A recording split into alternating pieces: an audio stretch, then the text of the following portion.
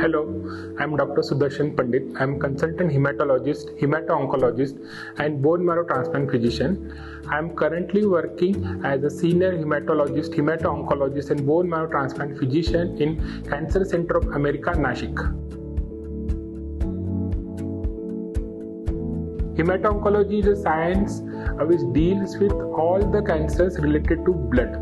So hemato-oncology includes cancers associated with blood, which is also known as leukemias, blood cancers, also cancers associated with lymph nodes, that is lymphomas and myelomas. So these cancers, the study of these cancers and the treatment, the diagnosis, all these science include in hemato-oncology.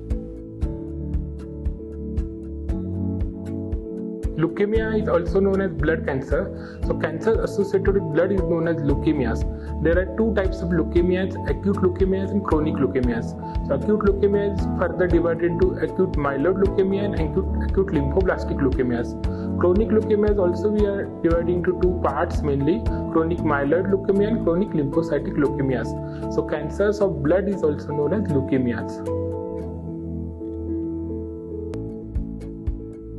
Blood cancer patient mainly present with swelling at abnormal site like abdominal swelling, which is also known as splenomegaly, or is there any lymph nodes present in the cervical region, armpit or in the inguinal region. Patient may present with unusual bleeding like nose bleeding, hematuria or bleeding from the stools. So after these symptoms, patient came to the hematologist. So what we will do peripheral blood smear examination. If we found some abnormal cells in the peripheral blood smear examination, we will do bone marrow aspiration biopsy test. And from these bone marrow samples, we will do further testing, which is known as flow cytometry. So this flow cytometry is ultimate diagnostic test for acute leukemias.